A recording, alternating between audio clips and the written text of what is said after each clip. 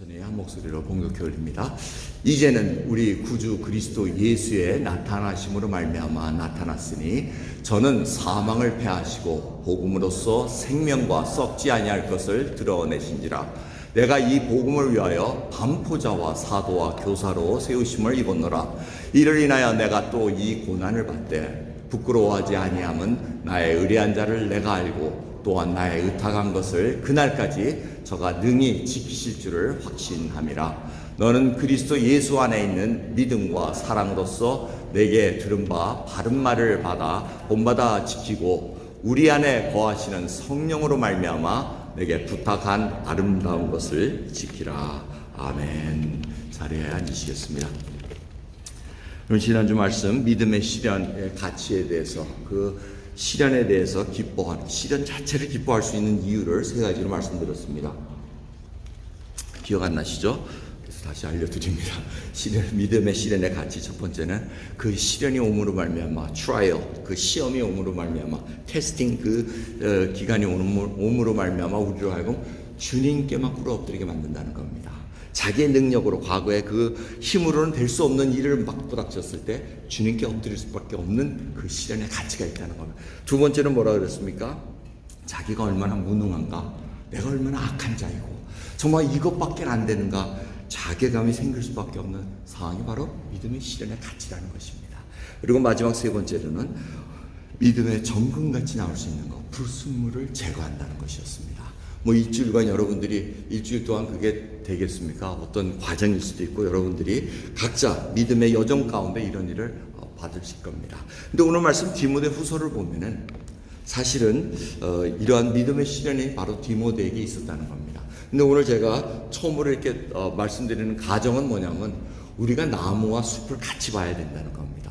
소위 말하는 우리가 예수 그리스도를 말미암아 얻는 평안, 기쁨, 어떤 만족감 이런 것들이 사실은 그 나무 하나하나에 이렇게 나 있는 것입니다. 근데 옆에 숲을 보면은 이게 다 복음 안에 들어가 있다는 겁니다.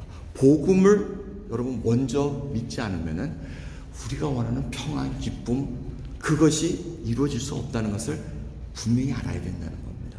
그래서 지금 몇 주간 계속해서 강조하는 것이 지금 믿음의 시련, 믿음이 어려웠을 때 과연 내가 복음 안에 있는가, 이거를 지금 사도 바울과 사도 베드로가 계속해서 저에게 알려주고 있습니다.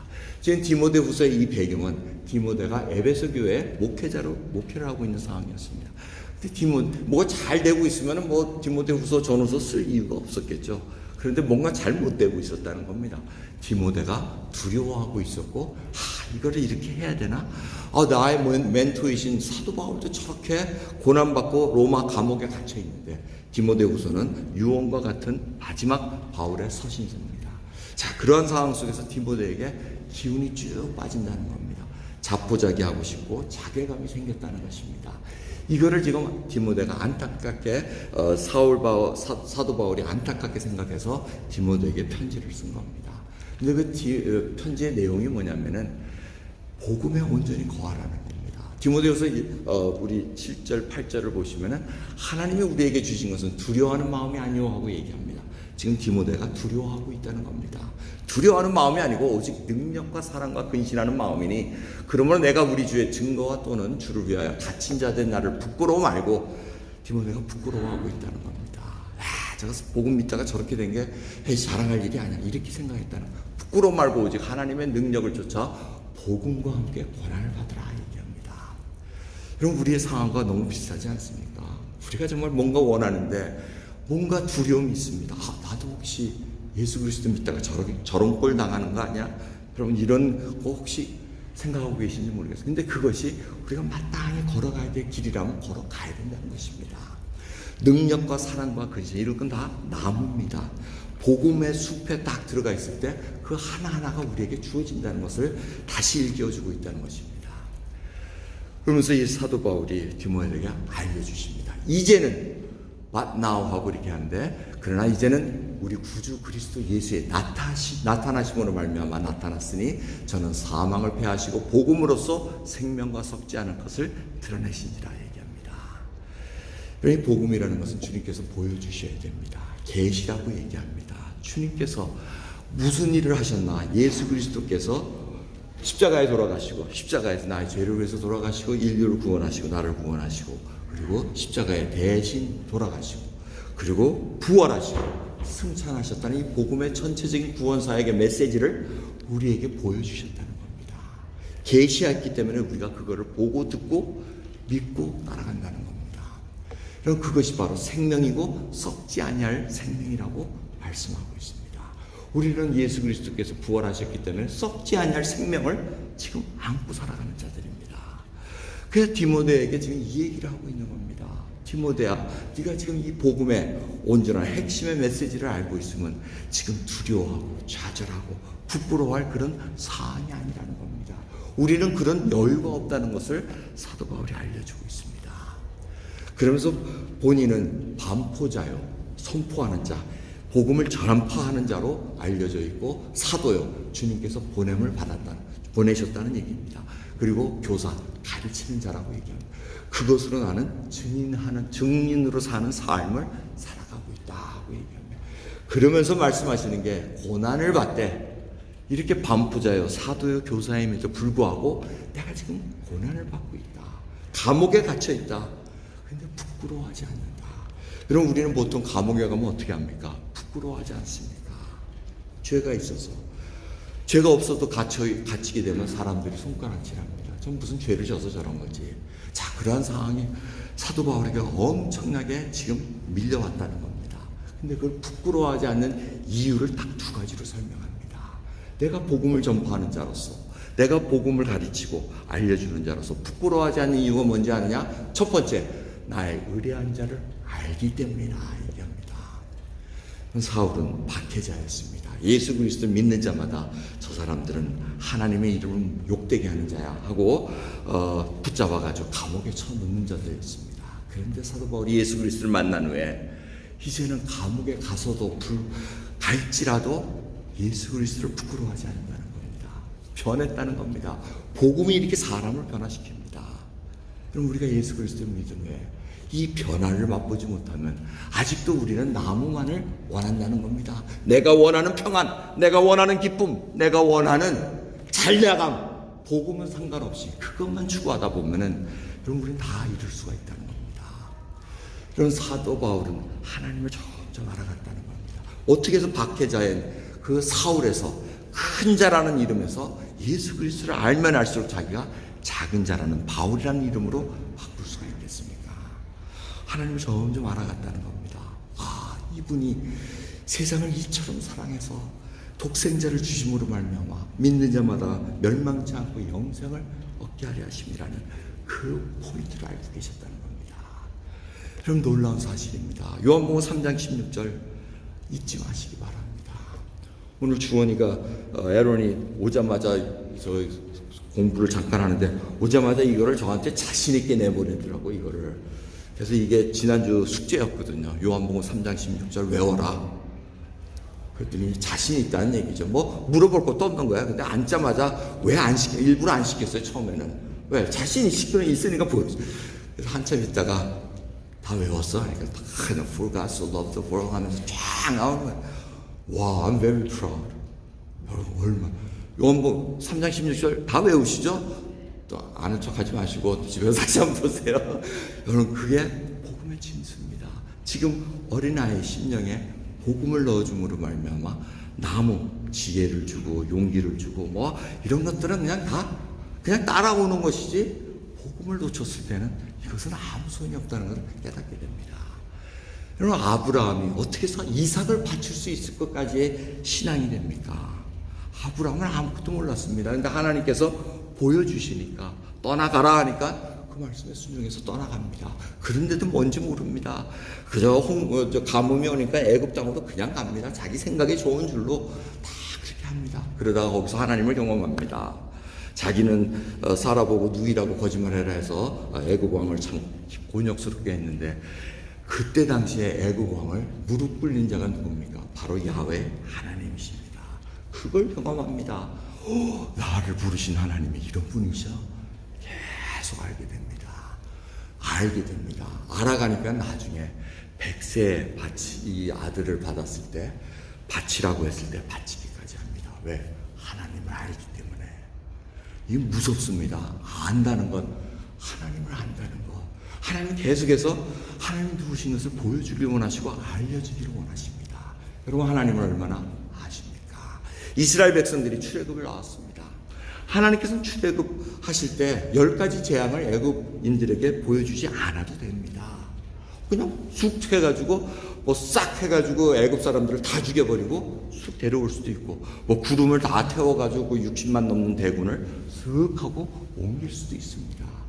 그러한 분이신데 왜 10가지 재앙을 보여주시고 광야에서 만나를 먹여주시고 배가 부른 것도 아닙니다.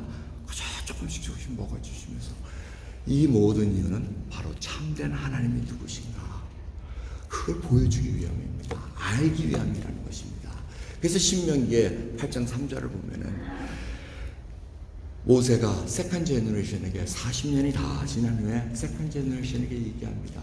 너를 낮추시며 너로 줄이게 하시며 또 너도 알지 못하며 내 열조도 알지 못하는 만나를 내게 먹이신 것은 사람이 떡으로만 사는 것이 아니요 여호와의 입에서 나오는 모든 말씀으로 사는 줄을 너로 알게 하려 하십니다. 이 말씀이십니다. 알게 하게 된다는 것. 여러분, 떡만 먹으로 살 수 있는 것이 아니라는 겁니다. 여러분, 우리가 지금까지 신앙생활 여정을 쫙 걸어올 때 뭘 알아셨습니까? 이 먹고 사는 것이 다가 아니구나. 하나님의 말씀으로 산다는 그 복음 속에서 내가 참된 평안을 누릴 수 있는 이 놀라운 복을 주셨구나. 그럼 그 고백이 나와야 됩니다. 이것이 하나님께서 그 백성에게 알기 위함이시고, 신명기 8장 2절을 보면 바로 그 윗구절인데, 윗구절은 참 재미있습니다. 너를 낮추시며 너를 시험하사 내 마음이 어찌하신 그 명령을 지키는지 아니 지키는지 알려 하려 하십니다. 하나님도 알고 싶어 하신다는 겁니다. 이 친구가, 얘가 내 명령에 순종하는가? 이걸 알고 싶으셔서 탁탁 던져 놓으신 겁니다. 근데 이스라엘 백성이 처음에 통과 못 하잖아요. 가나안 땅 줄게, 들어가! 하는데 그들이 와서 이거 못 가겠습니다. 순종 안 하는구나. 또 40년 뺑뺑이 돌게 만듭니다. 여러분, 우리 그런 경험 있지 않습니까? 하나님께서 똑같이 한 번 무너졌는데 또 똑같은 상황을 만나게 하십니다. 순종하는지 안 하는지 알고 싶어 하십니다. 여러분, 우리 자녀 교육하실 때 아시잖아요. 바른 길이 무엇인가? 아이가 나쁜 길로 가는데 그걸 가만 놔둘 부모가 어디 있습니까? 때려서라도 그렇게 하지 않습니까? 우리 부모가 아이가 잘못되면 그 잘못된 길에 제발 빈다, 얘야 내 말 좀 들어, 이렇게 하지 않습니까? 하나님은 정말 저희들에게 그런 식으로도까지 저희들에게 올바른 길을 가기 위해서 계속해서 알려주고 있다는 것입니다. 이 얼마나 은혜입니까? 그 속에서 저희들이 지금 생명을 가지고 하나님을 알아가는 과정이라는 겁니다. 그럼 하나님을 얼마나 알고 계십니까? 여러분, 부모님 마음 얼마나 알고 계십니까? 지나고 나니 이제 다 이 땅에 안 계시고 보니 저는 부모님의 마음을 이제 조금 알 것 같더라고요. 왜? 내 자녀들을 보니 나도 저랬었지. 다 키워놓으면 지가 알아서 다 한 것 같고, 따님 있는 분들이 부러운 것 같아요. 아들은 아무 소용 없네요. 보니까 다 자기 짝 찾아가지고 이렇게 가지. 하여튼 근데 저도 그랬다는 거예요. 가만 보니까 저도 그랬네요. 참 그게 묘하더라고요. 자, 그런 상황 속에서 아버지, 하나님 아버지는 우리 아버지신 우리 이 자녀들을 얼마나 그 사랑으로 대하고 계십니까? 그걸 우리가 얼마나 알고 있는지, 그걸 알고 있으면 부끄럽지 않다는 겁니다. 믿음 속에 온전히 걷고 있고 내가 해를 받을지라도, 내가 부끄러움을 당할지라도 전혀 부끄러워하지 않는다는 겁니다. 두 번째 이유는 내가 맡은 것을 하나님께서 그날까지 지켜주시기 때문이라는 것입니다. 이것은 결국 하나님 신뢰하신다는 겁니다. 하나님께서 나에게 맡겨주셨습니다. 각자마다 하나님께서 맡겨주신 그 사역들이 있습니다. 사명이 있습니다. 근데 그것을 그날까지 하나님께서 나를 부르시던 주님께서 다시 오시던 그날까지 책임져 주시고 끝까지 지켜주신다는 겁니다. 여러분, 사도 바울은 복음의 이방인으로서 복음을 전하는 그 부름을 받았습니다. 선포자로서, 반포자로서 계속해서 돌아다니는 그 사역을 맡으셨습니다. 그래서 자기가 감옥에 있더라도 그것이 끝이 아니라는 겁니다. 내가 내가 어떻게 쓰든지 이 속에서도 예수 그리스도의 복음을 전파할 수 있게 감사한다면서 주님께서 지켜주실 것을 알고 있었다는 겁니다. 여러분, 우리가 목숨이 다할 때까지 주님이 맡겨주신 거 감당해야 됩니다. 왜? 하나님께서 분명히 우리에게 그거를 지켜주시고 인도해 주시고 성취하실 것을 알기 때문에 그만큼 신뢰를 할 수 있다는 겁니다. 노아의 자녀들 창세기 저희들이 새벽 시간에 이렇게 묵상을 하는데 시간이 흐르면 흐를수록 믿음이 견고해지질 않습니다. 인류가 다 죽고 노아의 가족들만 살아남았음에도 불구하고 우리 생각에는 시간이 지나면 하나님을 믿는 믿음이 왕성할 것 같은데 말씀을 보면 그렇지 않습니다. 다 이미 죄악은 관영해가지고 뚫고 들어갑니다. 그래서 하나님을 경외하는 것이 희미해집니다. 힘이 생기면 폭력으로 바뀝니다. 사람을 주관하려고 합니다. 그리고 하나님을 대항해서 바벨탑을 만들려고 합니다. 하나님께서는 분명히 흩어지라 그러는데 흩어지지 않으려고 합니다. 이것이 바로 희미해진다는 겁니다. 우리 신앙은 어떻습니까? 우리의 믿음은 어떻습니까? 시간이 흐르면 더 견고해지고 왕성해집니까? 아니면 희미해져서 이제는 복음의 비읍자도 잘 기억이 안 나고 평안이라는 거 전에 나한테 이런 거를 주셨었는데 한다면은 여러분 다시 한번 복음의 메시지로 들어가셔야 됩니다.